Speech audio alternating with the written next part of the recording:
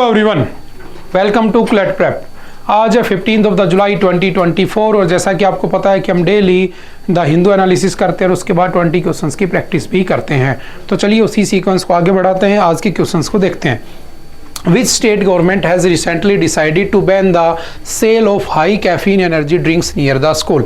देखो बहुत ही अच्छा स्टेप उठाया गया है कि जो स्कूल है उसके गेट के बाहर जो बच्चे हैं उनके लिए बेसिकली जो हाई कैफीन के जो ड्रिंक मिलते हैं उनको क्या कर दिया जाए, बैन कर दिया जाए सेलिंग से। तो कौन सा स्टेट है आपका? महाराष्ट्र। क्योंकि आप देख रहे होंगे कि इनसे बच्चों में बहुत सारी डिजीज का होना बहुत जल्दी शुरू हो जाता है, क्योंकि जो हाई कैफीन ड्रिंक्स होती हैं जिसमें बहुत ज़्यादा कह सकता हूँ कि शुगर होता है, कैफीन होता है, वो हमारे लिए बहुत नुकसानदायक होते हैं। तो अच्छा स्टेप है, मैं कह सकता हूँ, मैं इसकी सरकार की तारीफ भी कर सकता हूँ। तो पहला स्टेट कौन सा है? महाराष्ट्र। मुझे तो लगता है सबको कर देना चाहिए, ठीक है। उसके बाद चलते next. Who won the man singles Wimbledon title? देखो किसने जीता, ठीक है, तो आपको नाम याद होना चाहिए। तो ऑप्शन नंबर डी कार्लोस एल्काराज, ठीक है, is the right answer. Option number D is the right answer, ठीक है। सिंपल वन लाइनर में याद रखना, जब हम स्पोर्ट्स के बारे में पढ़ेंगे तो हम इनको बहुत अच्छे से डिस्कस कर लेंगे, विंबलडन, फ्रेंच विंबलडन जो भी होते हैं। नेक्स्ट है हु वॉन द यूरो 2024? किसने जीता रिसेंटली? तो याद रखना Spain. Option number D is the right answer, ठीक है। Who was appointed as the new Prime Minister of the Nepal on the July 14th, 2024? तो कल ही की बात है, ठीक है। वहां पर क्या बने हैं आपके नेपाल के पीएम? कौन बने हैं? तो याद रखना option number D KP Sharma Oli. कौन बने हैं? केपी शर्मा ओली। इनका हमने आर्टिकल में भी डिस्कशन किया था, ठीक है। और नेपाल के बारे में थोड़ा सा हमें पता होना चाहिए, क्योंकि नेपाल हमारा क्या है? पड़ोसी कंट्री है, नेबरिंग कंट्री है, ठीक है। सिंपल से याद रखना। नेक्स्ट कौन सा है?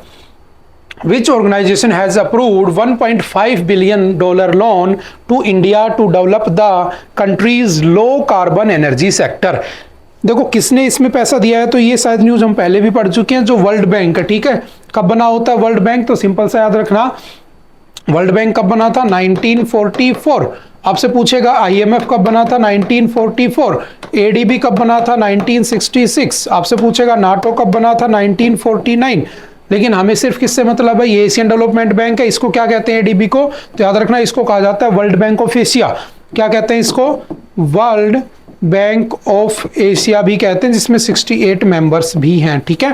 याद रखना वर्ल्ड बैंक, आईएमएफ, एडीबी और नाटो। नाटो एक मिलिट्री ग्रुप है, इसको हटा देता हूं, ये तीन आपके लोन देने वाले ही ग्रुप हैं, ठीक है। और अभी भारत को किसने लोन दिया? तो वर्ल्ड बैंक, जिसका option number is the right answer. इसका हेडक्वार्टर कहां पे है? तो याद रखना वाशिंगटन डीसी। इसका हेडक्वार्टर भी कहां पे है? आईएमएफ का वाशिंगटन डीसी। इसका हेडक्वार्टर कहां पे है? तो मनीला फिलीपींस। कहां पे? मनीला फिलीपींस, एडीबी, ठीक है, Asian development bank. Recently where has the second phase of the construction of the world's largest Ramayana temple started? देखो दुनिया का सबसे बड़ा रामायण मंदिर जो है ना, वो कहाँ बन रहा है? तो आपके बिहार के चंपारण में बन रहा है। कहाँ पर बन रहा है? चंपारण, ठीक है, बिहार। ये वही चंपारण है जहां पे महात्मा गांधी जी पहली बार क्या करने गए थे? आपका सत्याग्रह करने गए थे, ठीक है। या फर्स्ट चंपारण सत्याग्रह, चंपारण मूवमेंट, जिसमें महात्मा गांधी जी को बुलाया था राजकुमार शुक्ला ने। और महात्मा गांधी जी की मुलाकात किससे हुई थी? तो डॉक्टर राजेंद्र प्रसाद से, जो आगे चल के भारत के पहले क्या बने थे? प्रेसिडेंट ऑफ इंडिया बने थे। ये वही चंपारण है जहां पर क्या बनाया जा रहा है? आपका दुनिया का सबसे बड़ा रामायण टेम्पल। तो ये बात भी ध्यान रखना, ठीक है, पूछ लेगा आपसे एग्जाम में। कमेंट करके बताना इसके अलावा सबसे बड़ा हिंदू टेम्पल कौन सी जगह पे है, ठीक है। आपको मुझे बताना है कि एट प्रेजेंट सबसे बड़ा जो हिंदू टेम्पल है वो किस कंट्री में, किस नाम से वो बना हुआ है। ये आपका आज का एग्जाम का क्वेश्चन है, आज का आपको कमेंट करना है। उसके बाद चलते next. Recently which day has been declared as the Samvidhan Hatya दिवस बाय द सेंट्रल गवर्नमेंट? किस दिन? ये तो काफी डिस्प्यूटेड भी था, पढ़ा भी होगा। तो 25 जून को क्या सेलिब्रेट करने की बात की गई है? संविधान हत्या दिवस की। उस दिन क्या हो गई थी? संविधान की हत्या हो गई थी, ठीक है। तो सिंपल सा वन लाइनर में याद रखना। नेक्स्ट कौन सा है? Who has partnered with the Indian Olympic Association for the Paris Olympics 2024? तो किसने किया है? तो option number B, that is Puma, ठीक है। Option number B is the right answer. Recently, who has been selected as the best state for the prestigious Agriculture Leadership Award 2024 in the horticulture? तो किसको मिला है ये award? तो simple से याद रखना आपका option number B, that is Nagaland is the right answer, ठीक है। सिंपल वन लाइनर क्वेश्चन है। Recently, India's young mountaineer Nitish Singh has hosted the tricolour on the highest mountain peak mount Kinabalu of which country. तो याद रखना Malaysia का सबसे highest mountain है mount Kinabalu, जिस पे कौन गए हैं, हमारे इंडिया के नीतीश सिंह। तो ऐसे कई बार क्वेश्चन पूछ लेता है हाईएस्ट पीक पर जो जाता है उसके बारे में। आप लोग मुझे कमेंट करके बताना भारत की तरफ से दुनिया की सबसे हाईएस्ट पीक कौन सी है, तो माउंट एवरेस्ट, ठीक है, जिसकी हाइट कितनी है 8,848 मीटर, ठीक है, अप्रोक्सीमेटली। इसके ऊपर जाने वाला फर्स्ट इंडियन कौन था, आप मुझे कमेंट करके बताओगे फर्स्ट इंडियन कौन गया था इस पे, ठीक है। उसके बाद चलते हैं नेक्स्ट।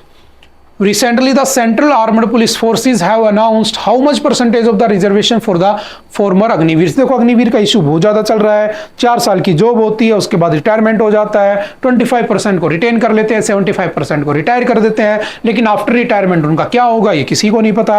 सभी कह रहे हैं स्टेट गवर्नमेंट में अपॉर्चुनिटी मिल जाएगी, जॉब मिल जाएगी, तो अगर इनको रिजर्वेशन दे दोगे तो जो बाकी के जो यूथ हैं, युवा हैं, वो क्या करेंगे बेचारे, है ना। तो ये भी बहुत बड़ा इशू है।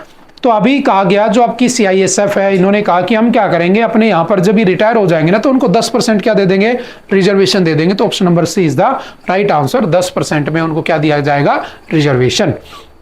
नेक्स्ट कौन सा है, रिसेंटली रिटायरमेंट के बाद है ना कि दोबारा से वो अगर अप्लाई करना चाहें तो। Recently university for the disabled students will be established in which state. दुनिया की सबसे कह सकता हूं कि भारत की पहली ऐसी यूनिवर्सिटी जो डिसेबल्ड बच्चों के लिए होगी, वो कहां पर एस्टेब्लिश की जाएगी, तो याद रखना Jharkhand, option number C is the right answer, ठीक है। उसके बाद चलते हैं next. Recently Aliya Neelam has taken oath as the first women जज। देखो आप कहोगे सर क्यों किसी कंट्री के जज के पढ़ा रहे हो, तो याद रखना जो पहली बार होता है ना वो पता होना चाहिए, ठीक है। जैसे आप मुझे कमेंट करके बताना भारत की पहली सुप्रीम कोर्ट की जज कौन थी, CJI तो कोई नहीं बनी है, जज कौन बनी थी, फर्स्ट फीमेल जज of India in supreme court, ठीक है। क्वेश्चन मार्क आप कमेंट करके बताना। ऐसे जैसे आपसे पूछेगा कौन सा ऐसा देश है जिसकी पहली जज बनी है, तो कौन है ये, पाकिस्तान की कौन, आलिया नीलम, सिंपल याद रखना, ठीक है। नेक्स्ट कौन सा है, विच ऑर्गेनाइजेशन है, अपने आप में बहुत बड़ी बात है, ठीक है। नेक्स्ट कौन सा, which organisation recently launched online medical device platform. ये हमने पढ़ा था लास्ट ईयर, हमारी इंडियन गवर्नमेंट ने भी लॉन्च किया था, हमने आर्टिकल में भी डिस्कस किया था आज। और इसका राइट आंसर कौन सा हो जाएगा, वर्ल्ड हेल्थ ऑर्गेनाइजेशन यानी कि WHO ने अभी लॉन्च किया है, ठीक है, जिसमें लगभग आपके 2900 के आसपास प्रोडक्ट को ऐड किया गया है। नेक्स्ट कौन सा है, सॉरी 2301। नेक्स्ट कौन सा है, एक्सरसाइज बिल्ड स्टिक कहां पर हो रही है, तो याद रखना ये भी हमने पढ़ा था, क्योंकि इसमें रशिया नहीं जा रहा था, तो इसमें कहां पर हो रही है, तो आपके Kazakhstan, option number B is the right answer, ठीक है। सिंपल सा वन लाइनर का क्वेश्चन है, DRDO में इसको लिख लेना। When was the CBI formed, ये भी हमारे आर्टिकल से लिया गया है। CBI कब बना था, तो याद रखना 1963। किस कमेटी की रिकमेंडेशन पे, तो याद रखना संथानम कमेटी की रिकमेंडेशन पे। आपसे पूछेगा कौन से एक्ट से, तो दिल्ली पुलिस, ठीक है, स्पेशल एस्टेब्लिशमेंट एक्ट से क्या बना होता है, ये बना होता है, जो कि 1946 में आया था, ठीक है। उसके बाद चलते हैं नेक्स्ट।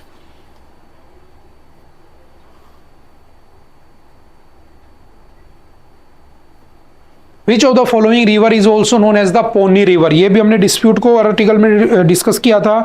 कौन सी, कावेरी रिवर। कावेरी रिवर का क्या नाम है, पोनी, ठीक है।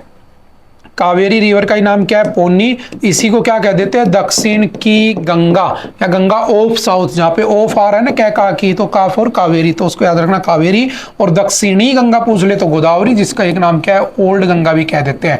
आपसे पूछे भारत की सबसे लंबी रिवर, ठीक है, लॉन्गेस्ट रिवर जो कंप्लीट इंडिया में फ्लो करती है, तो कौन सी है, गोदावरी। वैसे पूछे तो गंगा 2525 किलोमीटर, लेकिन वो क्या करती है, आपके बांग्लादेश में भी जाती है, ठीक है, फिर जाकर उसमें मर्ज होती है किसमें, बे ऑफ बंगाल में। ये कंप्लीटली इंडिया में फ्लो करती है, 1465 किलोमीटर के आसपास फ्लो करती है। तो ये वहां से भी आपसे पूछ लेता है रिवर्स से, ठीक है।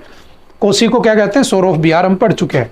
विच article of the Indian constitution belongs to the finance commission. हमने फाइनेंस कमीशन का आर्टिकल भी पढ़ा था, जिसमें जो स्टेट को पैसा एलोकेट होता है उसमें दिक्कतें हो रही थी। तो कौन सा आर्टिकल है, तो option number D, that is article 280 is the right answer.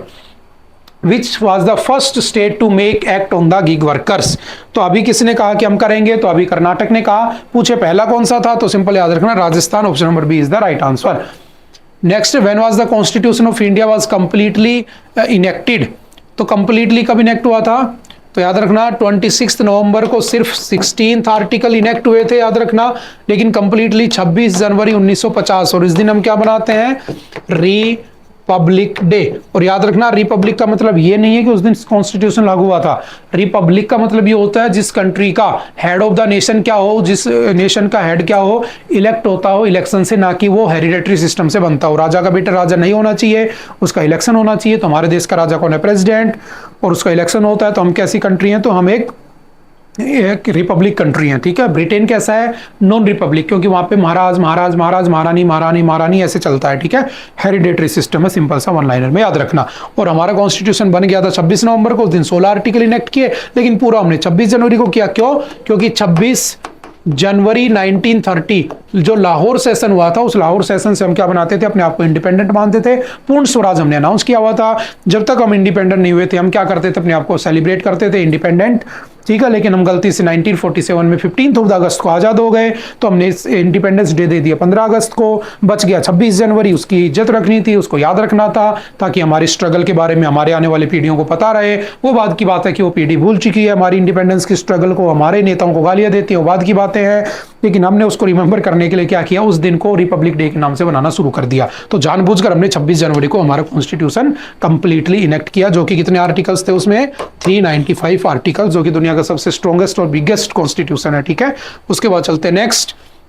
I think आज के लिए इतना ही था। आई होप कि आपको बातें समझ में आई होंगी। ओके, बाय बाय, मिलते हैं दोबारा नेक्स्ट लेक्चर में। Okay, thank you, have a nice day.